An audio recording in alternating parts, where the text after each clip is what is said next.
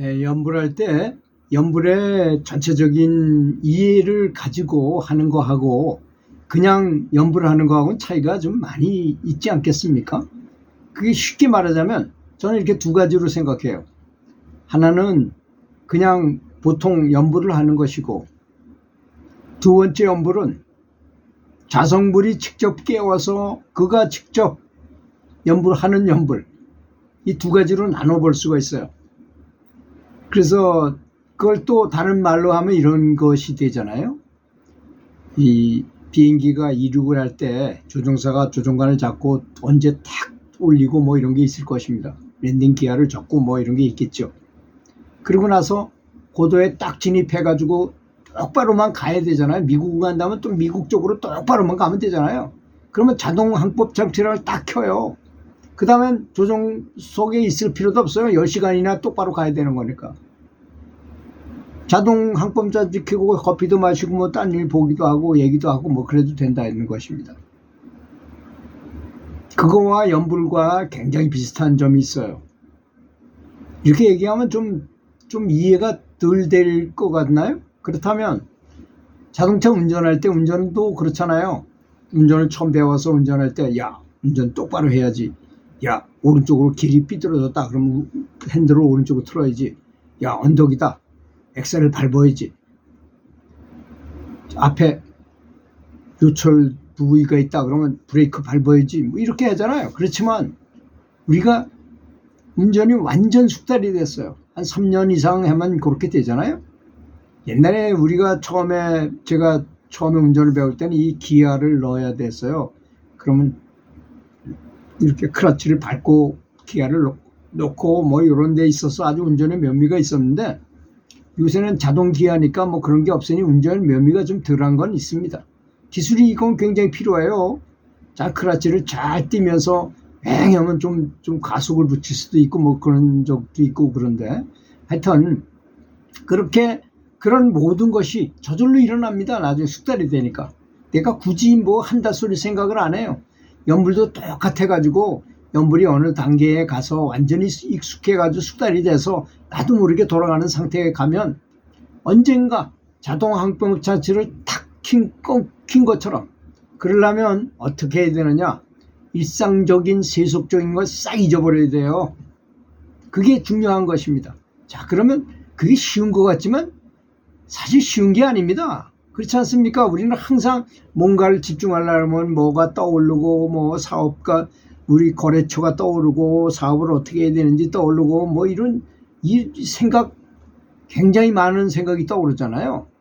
그런 생각이 떠오르면 없애고 또 연불로 들어가고 이렇게 수없이 많이 연습하다 보면 이제 마음이 하나로 이렇게 모아질 때가 있어요. 처음엔 어렵죠. 물론 당연히 쉽지 않습니다. 그렇지만 계속 하게 되면 어떤 한계가 있어요. 어떤 지점에 가게 되면 그걸 이렇게 넘었다는 걸 본인이 느낄 때가 있습니다. 그래서 행복한 마음으로 부처님께 감사한 마음으로 해라고 제가 수도 없이 말씀드린 바가 바로 그런 거거든요. 이제 제가 고등학교 테니스 감독을 할 때 보면 참 억울한 게, 언제가 제일 억울하냐면 겨우 동계 훈련을 엄청나게 선수들하고 같이 훈련했어요. 제가 오토바이를 타고 선수들을 이끌고 몇십 킬로씩 뛰기도 하고 훈련도 엄청나게 많이 해가지고 서울 장충 테니스 코트에서 다 게임을 하는데 선수가 부쩍 얼어가지고 자기 실력을 발휘도 못하고 져버려요. 정말 그때가 참 너무나 억울해요. 그래서 그때부터 연구하게 된 게 뭐냐, 어떻게 하면 선수로 하여금 얼지 않게 하겠는가. 근데 지금 생각해보면 그것이 연불하는 거하고 똑같아요. 불법은 세간법을 떠나지 않는다고 부처님께서 말씀하셨는데 똑같습니다. 골프 잘 치는 사람이 아주 고수가 되려면 아주 미친 듯이 그냥 열심히 해야지 손에서 피가 나도록 하는 방법이 있고, 또 하나는 매일같이 규칙적으로 오랜 기간 동안 하는 거, 방법이 두 가지가 있잖아요. 그런데 연불도 마찬가지입니다. 연불도 두 가지 종류가 잘 섞어서 배합해가지고 하는 게 좋을 것이라고 저는 생각해요. 어떨 때는 좀 밀어붙이고, 어떨 땐 또 계속 이어지게만 하는 것. 이게 꼭 주전자를 난로 위에다 놓고 물을 끓이는 거하고 똑같잖아요. 물이 끓어야만 되는데 우리 불자님들은 거의 다 이 주전자에 물이 끓기 전에 다 그만둬요. 그만두고 또 다시 불 붙이고 또 불을 올렸다 내렸다. 그 언제 물이 끓을 수 있겠습니까? 계속 해야 되거든요. 계속 하게 되면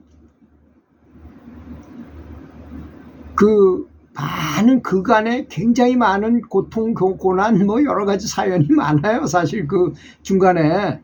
그렇지만 그걸 다 넘어서 가면은 끓을 때가 돼 가잖아요. 그럼 물방울이 버글버글하고 올라가고 뭔가 심상치 않은 기운이 느껴져요. 그것은 마치 우물을 파서 계속 내려가다 보면 물이 나올 만한 데 가면 벌써 물 냄새가 나고 물이 질퍽질퍽하고 이 흙벽에서 물이 나오기도 하고 그렇습니다. 그러다가 더 파고 내려가면 진짜 물이 나오는 때를 만나게 된다는 것이. 그래서 우물을 만들 수 있는 거 아니겠습니까? 그거하고 똑같다는 점을 알아야 됩니다. 근데 우리는 조금 파다가 힘들다 그러면 그만두고 내일 파야지 하고 또 그러면 이게 너무 쉬었다가 텀을 너무 두게 되면 효염이 굉장히 줄어들어요. 계속 이어지게. 그렇잖아요. 불을 떼다가 불을 중지하고 불을 껐다가 다시 또 헬라를 봐요. 얼마나 그렇잖아요.